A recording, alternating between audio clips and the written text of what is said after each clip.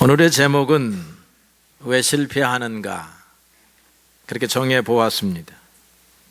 인생은 누구나 생명시내가 옆에서 길이 영원히 행복하게 살기를 원하는 줄로 압니다. 누구를 막론하고 예외 없이 성공하고 싶은 것이 우리 인생입니다. 그러나 결과를 놓고 보니까 대부분 성공하지 못합니다. 실패의 나락으로 떨어집니다. 일부만 성공의 복을 누리는 것을 보게 됩니다. 물론 실패와 성공을 한순간의 상태로 판단할 수는 없거니와 나아가서 물질적 또는 육체적 성공만을 성공이라고 말할 수 없지만 말입니다. 어떤 사람은 가졌음에도 불구하고 성공했다 그렇게 만족하지 못하고, 어떤 사람은, 저 같은 사람은 가진 것은 없지만 성공했다라고 생각하고 살아갑니다. 마음이 중요합니다. 여러분, 오늘 나는 성공한 사람이다 하는 그런 마음들을 갖고 사시기를 바랍니다. 오늘 본문에 소개된 한 청년이 있습니다. 성공의 가능성이 높았습니다. 그런데 성공하지 못했습니다. 왜 성공하지 못했을까 생각해 보는 것이 오늘 우리에게 교훈이 될 줄로 압니다. 오늘 성경의 주인공은 압살롬이라고 하는 왕자입니다. 압살롬은 성경을 읽어보니까 정황상 왕이 되고 싶었던 뜨거운 욕망을 가지고 젊은 시절을 보내었습니다. 그런데 그가 과연 왕이 될 수 있는가? 여러 왕자들이 경쟁해야 하는 시점에서 그의 출발점은 결코 나쁘지 않았습니다. 또한 그는 외적인 재능이 어떤 왕자보다 뛰어났습니다. 사무엘하 14장 25절에는 이렇게 기록을 했습니다. 온 이스라엘 가운데 압살롬같이 아름다움으로 크게 칭찬받는 자가 없었으니 그는 발바닥부터 정수리까지 흠이 없음이라 그랬습니다. 그는 다윗의 아들 가운데 셋째 왕자였습니다. 그런데 첫째는 암논인데, 암논은 이 성정을 이기지 못해서 이복 동생 다말을 범하게 됩니다. 그래서 그는 이미 왕의 제목의 자리에서 물러나게 됩니다. 수치스러운 자로 손가락질을 받습니다. 둘째는 길르압이라고 하는 왕자인데 굉장히 조용한 인물 같습니다. 특별한 묘사가 없습니다. 이 길르압은 아비가일의 아들이었습니다. 아비가일은 다윗의 여러 왕비들 가운데 뛰어난 믿음의 사람이었는데 왜 그의 자식이 왕이 되지 못했을까 하는 의문점은 남아 있습니다. 아마 다른 데서 국가에 기여했을 것이라 그렇게 생각해 봅니다. 셋째가 압살롬인데, 이 압살롬은 출생부터가 남다릅니다. 그의 어머니는 북쪽 지역 구술이라고 하는 나라, 갈릴리 호수 북동쪽에 있습니다. 크게는 아람이라고 하는 나라입니다. 조금 작게는 바산 왕입니다. 거기에서 조금 작게는 구술 왕인데 아마 여러 부족들이 동맹을 하고 있기 때문에 그 당시에는 이 구술 족속이 이 아람 전체의 지배권을 가지고 있었을 것으로 여겨집니다. 다윗은 그러니까 이 나라의 공주였다 이 말이죠. 다윗이 이 나라의 공주와 결혼을 하게 되는데 통일 왕국을 이루기 전에 7년 동안 다윗은 헤브론에서 유다 족속의 왕이기만 했습니다. 그래서 요단강 동편 지역 마하나임의 수도를 가지고 다윗의 세력을 견제하고 있는 사울의 왕국, 당시는 이스보셋이라고 하는 아들이 왕노릇을 하고 있었습니다. 치열한 경쟁을 하는데 다윗은 힘이 필요해서 그 사울 왕국 북쪽 지역에 있는 구술 왕과 정치 외교적으로 동맹을 맺고 그의 딸을 아내로 맞아들임으로써 외교 세력의 재편을 가져옵니다. 이런 것을 보게 되면 외가가 구술 왕인데 이 압살롬은 막 막강한 후원 세력을 가지고 있었다는 것입니다. 뿐만 아니라 성경에서 묘사하듯 아름다운 청년이다, 크게 칭찬받는 청년이다, 누구도 경쟁할 수 없는 청년이다, 흠을 찾을 수가 없다라고 묘사한 것을 보면 아주 뛰어난 왕자였습니다. 모두가 한 목소리로 인정하는 다윗의 후계자 왕제였다라고 할 것입니다. 또 한 가지 14장 26절에 묘사하기는 그가 머리털이 무거웠다, 그렇게 성경에서 기록합니다. 오늘날에는 머리카락이 많고 머리가 커야 그 좋은 사람은 아니지만, 옛날에는 이 머리카락이 많아야 이게 힘의 상징이고 그리고 뛰어남의 표본이라고 할 것입니다. 이 기록을 보면요, 그 머리카락의 무게가 200세겔이라고 그렇게 기록했습니다. 200세겔을 오늘날의 단위로 환산을 하면 한 2.2kg가 됩니다. 여러분, 머리카락의 무게를 저울에 한번 달아보십시오. 우리는 한 500g 되지 않을까 생각하는데, 이 압살롬은 머리카락의 무게만 해도 2kg가 넘는 정도인데 성경이 이걸 특별하게 기록해서 이 머리는 남자의 힘을 상징하는데 이런 사람이 있겠느냐라고 그렇게 비교하고 있는 것입니다. 그래서 누가 보아도 외적인 조건으로는 뛰어나다, 왕이 되기에 부족함이 없다, 그리고 사람들의 지지도 받는다, 외가의 지지도 받고 있다, 왕이 서열 계승순위 1번이 되기에 충분한 청년이었습니다. 성경이 사람들을 묘사하는데 압살롬처럼 이렇게 세세하게 자세하게 묘사하지를 않았습니다. 이스라엘 임금 가운데 사울 임금이 될 때에 사울 임금에 대해서 남들보다 좀 뛰어난 게 뭔가 할 때 그 키가 커가지고 그 키가 다른 사람보다 머리 하나는 더 있더라, 이렇게 표현을 했습니다. 다윗은 외모가 그렇게 뛰어난, 압살롬처럼 뛰어난 사람이 아니었어요.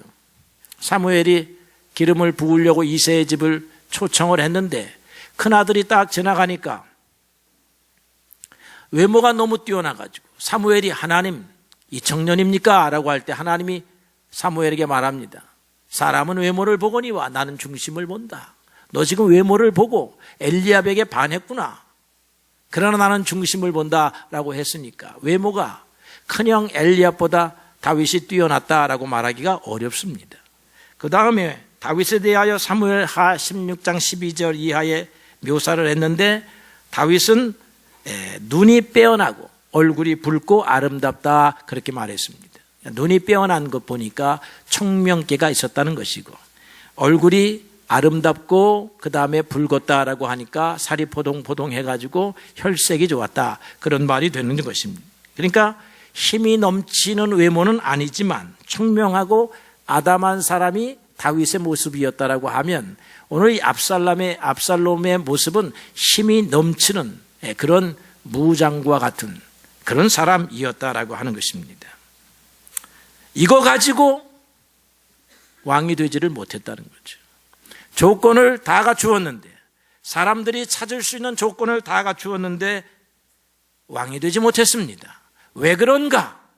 오늘 우리는 모든 것을 가지고도 성공하지 못하는 사람이 있습니다. 그러나 여러분이나 저처럼 아무것도 가지지 못했지만 성공의 대열에 갈 수 있는 사람이 있다, 이 말이지요. 저는 우리 가족에서 8번째로 태어났습니다.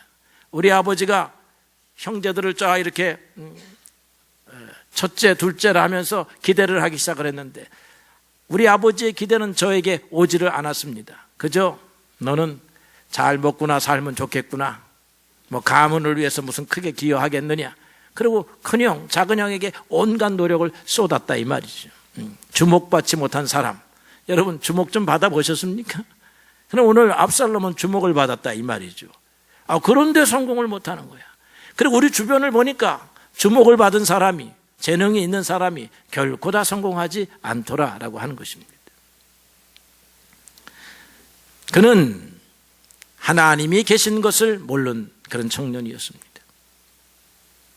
신앙은 배웠지만 하나님의 살아계심을 알고 산 청년이 아니었어요. 오늘 우리도 동일한 실수를 하고 있습니다. 교회당에 왔지만, 하나님을 찬양하지만 예배는 드리지만 하나님이 내 인생의 주인이시고 하나님이 나를 높이시기도 하시고 나를 낮추시기도 하시는 전능하신 하나님이여 나의 삶에 개입하시는 하나님이시다라고 하는 사실을 믿지 않았다라고 하는 것입니다. 압살롬은 하나님을 믿을 수 없었기 때문에 몇 가지 하나님이 원하는 반대의 길을 걸어갑니다. 그는 자기의 마음을 다스리지 못했습니다. 사람들이 압살롬, 압살롬 하니까 자기의 인생이 보장되는 것으로 생각을 했어요. 그래서 교만해졌습니다. 겸손하지 못했습니다. 그것이 얼굴에 드러나고 나타나는 것입니다. 중국의 역사 가운데 춘추 전국 시대의 제나라라고 하는 곳에 아주 유명한 명신이 있습니다. 안영이라고 하는 사람인데 이 사람은 겸손함이 뛰어난 사람이었어요. 그래서 이렇게 마차를 타고 딱 가면 재능도 뛰어나지만 성품이 뛰어나기 때문에 모든 백성들이 고개를 숙입니다. 마차를 타고 가는 이 안영이라고 하는 대신은 늘 고개를 숙이고 몸을 움츠리고 그리고 백성들에게 겸손한 모습을 보여주었어요. 그런데 이 마차를 모는 마부는 이 부인이 그 마차가 자기 집 앞을 지나간다 하는 소식을 들으니까 문을 열고 남편의 모습을 보았습니다. 그런데 남편은 마부임에도 불구하고 대신을 모시는 마차를 몰고 가는 마부이기 때문에 그 교만하기가 목이 뻣뻣하기가 그 말의 호령 소리가 보통 거만한 것이 아닙니다. 그래서 기분 좋게 일을 마치고 집으로 돌아오니까 부인이 보따리를 싸들고 집을 나가려고 합니다. 깜짝 놀라서 당신 왜 그러느냐 하니까 부인이 이렇게 말합니다. 당신이 모시는 저 대신은 키가 6척밖에 되지 아니하는데 항상 이 나라의 고명한 대신일 뿐만 아니라 백성들의 존경을 받을 뿐만 아니라 그럼에도 불구하고 항상 자신을 낮추는 겸손함을 유지하고 있는데 당신은 마부임에도 불구하고 키가 8척이나 되고 마부임에도 불구하고 당신이 무엇이나 된 것처럼 어깨를 거들먹거리고 고개를 뻣뻣이 하고 백성들에게 호통을 치니 당신 같은 사람하고는 살 수 없다 이 말이에요. 우리가 하나님을 제대로 알면 겸손한 사람이 돼요. 자기를 자랑하지 않습니다. 가진 것이 있어도 이게 자랑거리가 아니에요. 하나님 앞에 겸손한 사람, 사람들이 칭찬해주면 벼가 익으면 고개가 숙여지고 물이 깊으면 소리가 나지 아니하는 것처럼 하나님을 제대로 믿는 사람들의 외적인 모습은 겸손함입니다.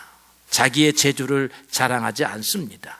사람들의 칭찬에 너무 그렇게 마음을 부합하지 않는다라고 하는 거예요. 겸손하지 못하니까 교만해가지고 인간적 지혜와 재능을 자랑합니다. 특별히 다윗에게는 아주 유명한 책략가, 모사, 제갈공명과 같은 사람이 있었는데 그 사람의 이름이 아히도벨입니다. 그런데 어느 날 아히도벨을 끌어들였어요. 이 압살롬이 아히도벨을 끌어들여요. 물론 이게 정황상 보게 되면 시간이 한참 흐르고 다윗 왕의 인기가 민심이 조금 떠나가고 그리고 압살롬이 성문 앞에 나아가서 다윗 왕에게 가서 하소연하고 신문고를 올리려고 하면은 이리 오시오. 왕께서는 바쁘시고 백성들에게 관심이 없습니다. 그러니까 내가 대신하여 당신의 문제를 처리하고 알려주겠소. 이렇게 해서 민심을 훔쳐갔다 이 말이에요. 다윗의 시기가 오래돼 가면서 오는 민심의 이반 상황을 잘 활용해 나가는 거죠. 그런데다가 아히도벨을 자기 편으로 끌어들였습니다. 그리고 여러 장군들을 끌어들였어요. 군사력을 준비했습니다. 그러나 마병을 준비한다 할지라도 이김과 승리는 하나님에게 있다라고 하는 사실을 우리가 배워야 하는 것입니다. 제비는 우리가 뽑지만 결정은 하나님이 하신다라고 하는 사실을 알아야 되는 거죠. 겸손하지 못했습니다. 그는 결단력도 있었고 사람을 포용하는 능력도 있었고 끌어들이는 능력도 있었지만 그것을 가지고 승리하지 못하고 성공하지 못했다라고 하는 것입니다. 그는 하나님의 은총을 기대하는 사람이 아니고 자기 힘을 의지하는 사람이었다라고 하는 거죠. 그러나 다윗은 여전히 하나님을 의지하는 사람이었어요. 어떤 신하가 다윗에게 이렇게 알려줍니다. 전하, 모반한 사람 가운데 아히도벨이 있나이다. 이렇게 알려준 사람은 분개해서 알려주었는지도 모르고 아히도벨이 저쪽 편으로 건너갔으니 우리는 이길 방법이 없습니다 라고 알려주었는지도 모릅니다. 그랬을 때에 다윗이 하나님 앞에 기도합니다. 하나님이여, 아히도벨의 모략을 어리석게 하옵소서. 아히도벨의 지략은 하나님에게서 온 것이었기 때문에 하나님이 아히도벨의 지략을 가리우시고 그 눈을 가리우시면 그 지략대로 되지 아니할 것이다 라고 기도하는 것입니다. 그래서 일시적으로 압살롬은 아버지를 쫓아내고 성공했습니다. 그러나 성경은 이러한 형통을 악인의 형통이라 그렇게 규정하고 있습니다. 왜냐하면 그 안에 하나님의 진노가 잉태되어 있기 때문에 그런 것입니다. 압살롬은 완벽한 승리를 위해서 다윗을 제거해야 했습니다. 여러 대신들을 불러 모아놓고 의논을 하니까 전략이 두 가지입니다. 하나는 지금 다윗이 쫓겨가는 마당에 정신을 차리지 못함으로 빨리 추격해가지고 이를 빨리 매듭지어야 한다라고 하는 전략이 있었고, 다른 하나는 다윗은 용맹과 지략이 뛰어나므로 그렇게 성급하게 찾아갈 일이 아니라 더 많은 군사를 모아가지고 일시에 추격을 해야 된다라고 하는 계략이 있었습니다. 그런데 첫 번째 계략은 모사 중에 모사, 지금까지 모든 일을 계획하고 진두지혜해온 아히도벨의 계략이었습니다. 아히도벨은 왕이여, 나에게 12,000명의 군사를 주십시오. 그럼 내가 오늘 밤에 당장 나아가서 정신 차리지 못하는 다윗의 진영으로 찾아가서 다윗을 죽이고 오겠습니다 라고 말했다는 거죠. 그게 오늘 성경도 보니까 다윗을 죽일 수 있는 좋은 계략이었습니다. 그런데 아히도벨의 지략에는 못 미치지만 다른 지략가가 하나 있는데, 이상하게 그날따라 압살롬이 그 후세라고 하는 사람에게도 묻습니다. 당신도 지략이 있어? 그러니까 있습니다. 무엇입니까? 물어보니까 이번만큼은, 지금까지는 아히도벨의 지략이 뛰어났지만 이번만큼은 아닌 것 같습니다. 아니야? 그럼 무엇이란 말이요? 지금 다윗은 새끼를 빼앗긴 곰과 같아서 분노가 하늘 끝까지 올라와 있으니 잘못 가면 실패할 수가 있습니다. 그러니까 군사를 더 모아가지고 일시에 가야 됩니다. 시간은 좀 걸리더라도 그렇게 돼야 됩니다. 그러니까 오늘 성경 말씀 한 구절만 읽었습니다. 그랬더니 압살롬을 비롯해서 압살롬 주변에 있는 장군들과 대신들이 하나같이 후세의 전략이 더 옳습니다. 더 후세의 전략대로 해야 되겠습니다. 그렇게 말하는 것입니다. 그러면서 오늘 이 성경의 기자가 덧붙였습니다. 하나님께서 압살롬을 해하려 하려고 명령하셨다 이 말이에요. 아히도벨의 계략을 패하게 하셨습니다. 우리의 성공은 어디에 있느냐? 세상적 준비, 인간적 준비보다 하나님의 도움에 있다라고 하는 것입니다. 미국의 유명한 철강왕이었던 앤드류 카네기가 있습니다. 이 카네기 사무실에 가면 그림이 하나 딱 있다고 합니다. 그 그림은 빈 배가 갯벌에서 딱 정박되어 있는 배예요. 나룻배, 조그만한 배. 그런데 갯벌이기 때문에 이 운행을 할 수가 없는 거예요. 배가 바다로 나갈 수가 없는 거예요. 그냥 노만 두 개가 덩그러니 있습니다. 그런데 그 밑에 이런 말이 쓰여져 있어요. 반드시 밀물이 밀려오리라. 밀물이 밀려올 때 나는 바다에 나아갈 수 있으리라. 그렇게 말하는 것입니다. 기다려야 된다는 거예요. 아무리 배를 가지고 있어도, 노가 있어도, 노젓는 기술이 있어도 밀물이 들어오지 아니하면 그 배는 나아갈 수가 없는 거예요. 기다릴 줄 알아야 되는 것입니다. 압살롬이 기다릴 줄만 알았다라면, 물론 기다리게 하지 못하는 수많은 유혹의 요인들이 우리의 삶 속에 있습니다. 그런데 기다려야 되는 거죠. 하나님의 때, 하나님의 도우심을 기다려야 하는 것입니다. 제 방에 가면 그림이 두 가지가 있습니다. 카네기는 하나인데 저는 둘이에요. 하나는 에베레스트산 정상이 딱 보이는 산임 그림입니다. 또 하나는 맨하탄의 엠파이어 스테이트 빌딩이 딱 있는 그림입니다. 두 개 다 높은 거예요.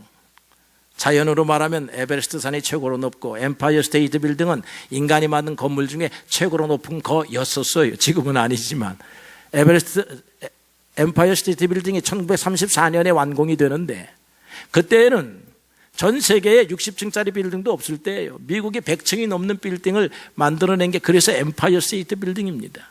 제국의 빌딩이죠. 지금도 그래서 높은 빌딩 하면 엠파이어 스테이트 빌딩이지 저쪽 뭐 두바이에 있는 빌딩이 아니고 저쪽 롯데에 있는 빌딩이 아니에요. 사람들이, 온 세상 사람들이 알기에. 저는 높아지고 싶어서 이 두 사진을 다 걸어놓고 엠파이어 스테이트 빌딩과 같이 높아지게 하소서, 에베레스트 산과 같이 높아지게 하소서, 그렇게 기도하고 있습니다. 여러분, 저와 함께 신앙생활하면 높아집니다. 그런데 높아지는 방법이 있어요. 배는 밀물이 밀려와야 나아갈 수 있는 것처럼 이 높은 곳은요, 어린아이가 높은 곳을 보려고 하면, 서커스단에 가서 고개를 들어서 높은 곳을 보려고 하면 아버지가 업어줘야 됩니다. 무등을 태워줘야 돼요. 하나님이 허리를 붙잡아주고 올려야 하는 것입니다. 하나님이 내 허리를 붙잡고 올릴 때까지 기다릴 줄 알아야 되는 거예요. 그게 오늘 우리 신앙의 가르침입니다. 물론 우리의 노력, 최선을 다한 경주는 필요하지만 하나님이 내 등을 붙잡아 주시리라, 내 허리를 높이 들어 올리시리라 하는 이 말씀을 믿고 기다릴 줄 알아야지, 사람의 소리 듣고 움직이는 것이 아닙니다. 베드로전서 5장 6절의 말씀에 그러므로 능하신 하나님의 손 아래서 겸손하라, 때가 되면 너희를 높이시리라 약속하셨습니다. 여러분, 이미 충분히 높아지신 분들이지만 더 높아지기를 원하십니까? 여러분들의 자녀들이 높아지기를 원하십니까? 그러면 하나님이 들어 올리시기를 기도해야 하는 것입니다. 하나님이 들어 올리실 때를 기다려야 하는 것입니다. 그 전에 먼저 나아가면 압살롬과 같이 실패하는 거예요. 준비하세요. 하나님, 그리고 기도하세요. 하나님이 나를 들어 올리소서. 하나님은 들어 올리시는 분이시요, 낮추기도 하시고 높이시기도 하시는 분이십니다.